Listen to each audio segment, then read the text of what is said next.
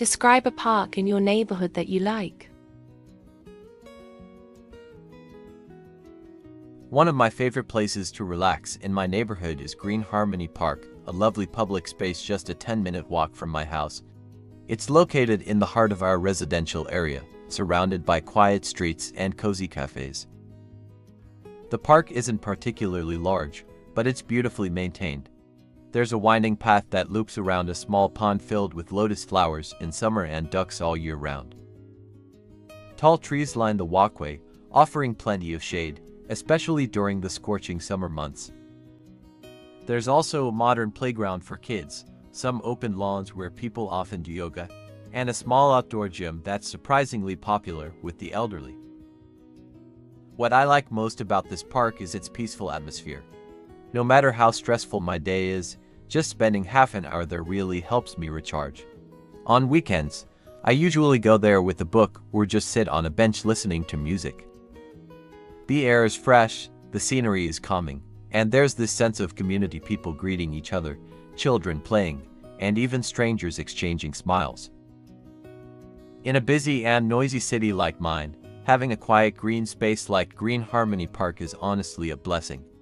It's not just a park to me, it's my little escape from the chaos of everyday life.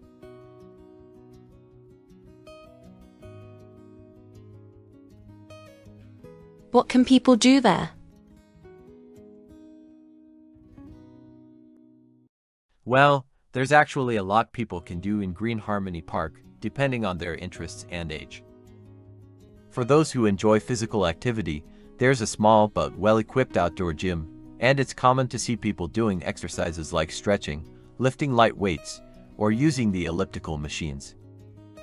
In the mornings and evenings, many residents go jogging or take brisk walks along the main path that circles the park. The open grassy areas are perfect for group activities like yoga, tai chi, or even casual badminton games. I've also seen families bringing picnic blankets on weekends and just relaxing under the trees, enjoying some quality time together. Children have their own space to a colorful playground with slides, swings, and climbing structures. It's always lively and full of laughter in that area. And for those who prefer a more laid-back experience, there are benches all around the park where people can sit, read, chat with friends, or simply enjoy the greenery. Personally, I love going there in the late afternoon to unwind, either by reading or listening to music. It's such a versatile space that really caters to people of all ages and lifestyles. Do you enjoy spending time there? Absolutely, I really enjoy spending time there. It has become a sort of personal sanctuary for me, a place where I can momentarily disconnect from the fast-paced life and just breathe. Whenever I feel overwhelmed with school or personal matters, I go there to clear my mind.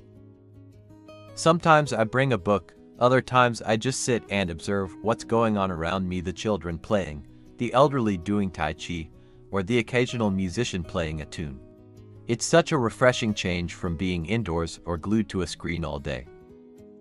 Also, being surrounded by nature, even if it's just in a small park, does wonders for my mental health. The sound of birds chirping, the rustling leaves, and even the occasional breeze all create a really calming atmosphere. So yes, I genuinely enjoy every visit. It's not only a physical space I appreciate, but also an emotional refuge that helps me stay balanced and grounded.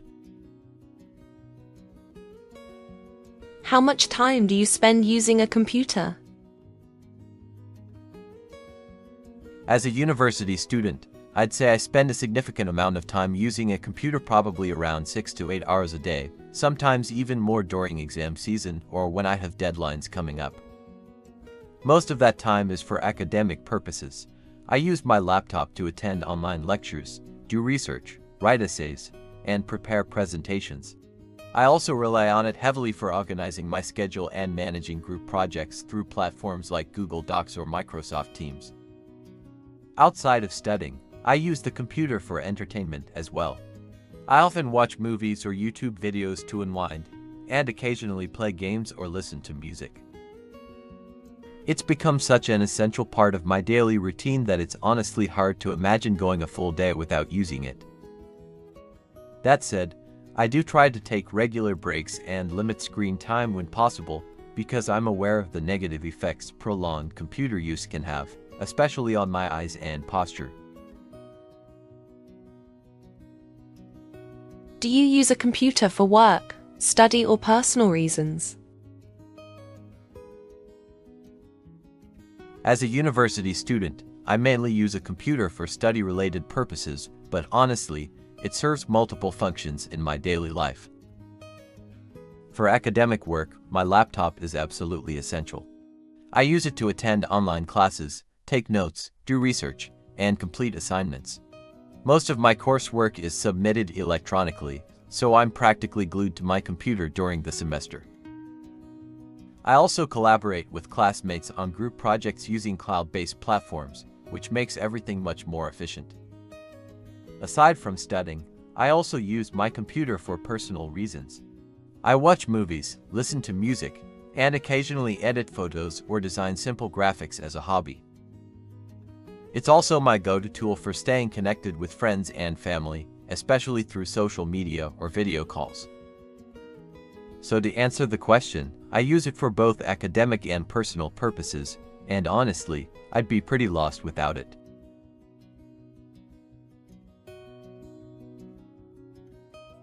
What are some things that you don't like about using computers?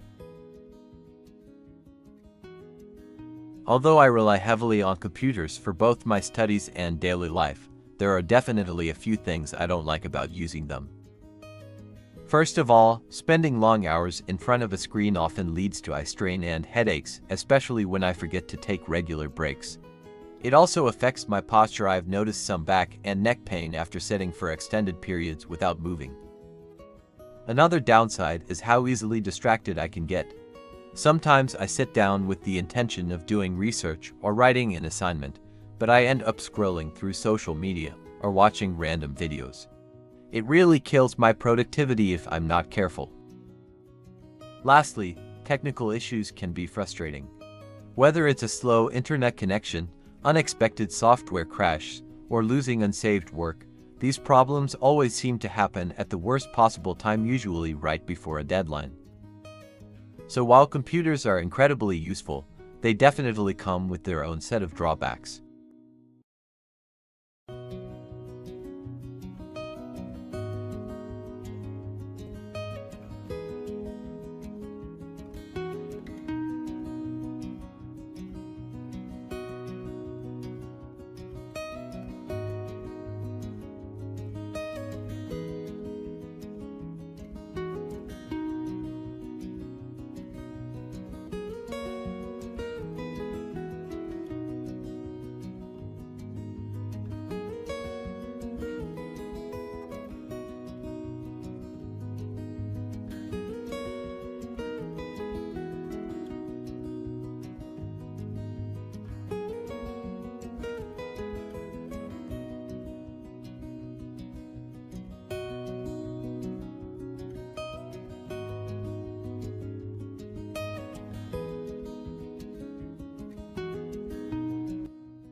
One subject I've always been passionate about is history.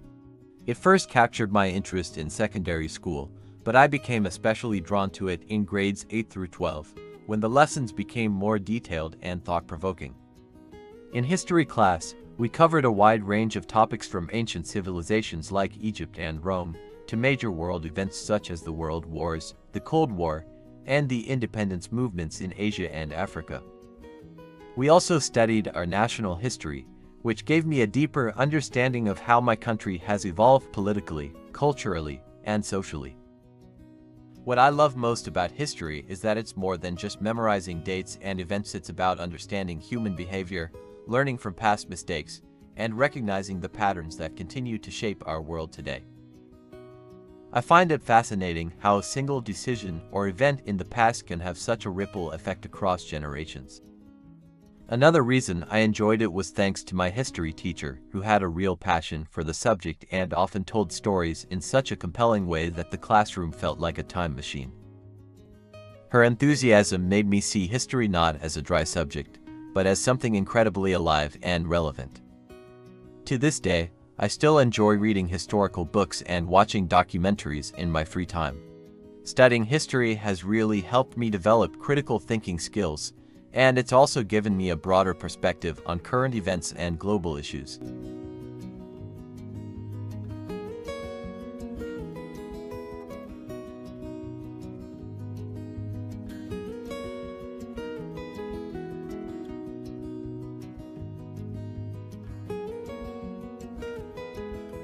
What school subjects were offered in the past that are not offered now?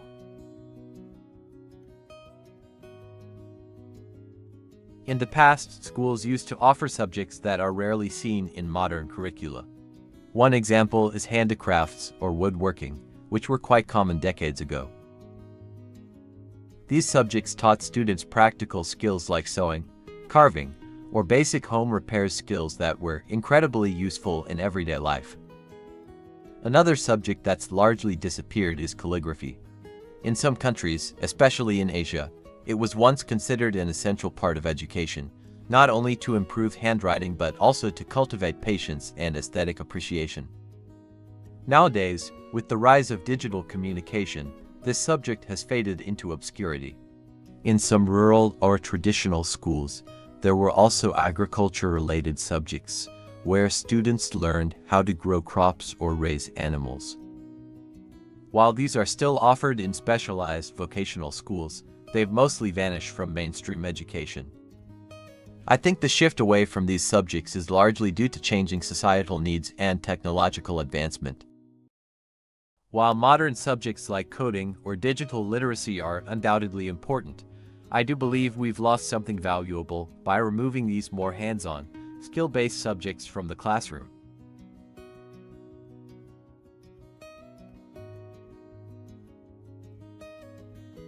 What school subjects should be offered in the future that are not offered now?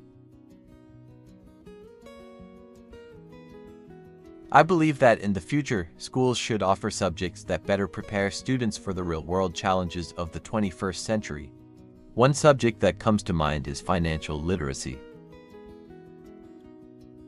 Despite its importance, very few schools teach students how to manage money, understand loans, create budgets, or invest wisely. These are essential life skills that could help young people avoid financial pitfalls later in life. Another subject that should be introduced is mental health education.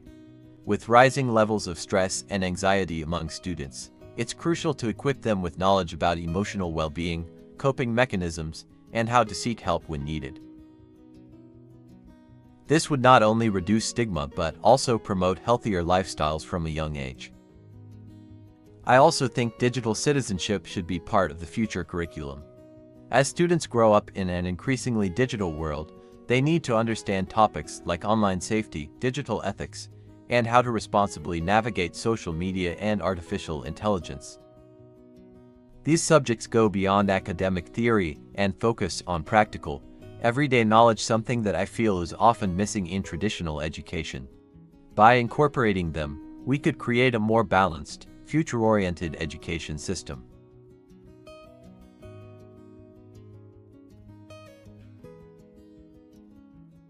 Do you think the main purpose of education is to accumulate knowledge or to prepare for a job?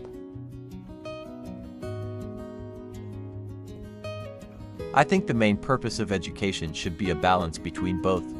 On one hand, accumulating knowledge helps develop critical thinking and a deeper understanding of the world.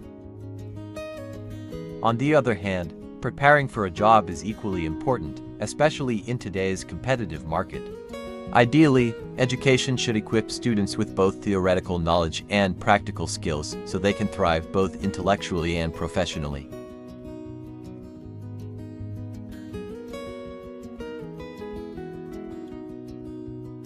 How important is it to have an educated society?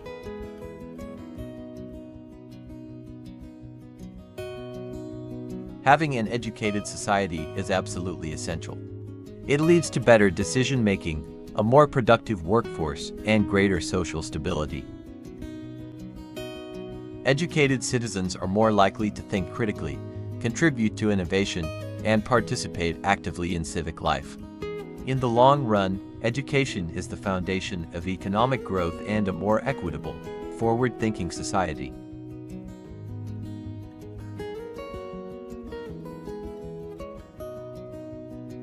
Wonderful. Thank you for joining us in today's interview. Wishing you good health and the best of luck. Thank you very much, madam. I also wish good health and the best of luck in life.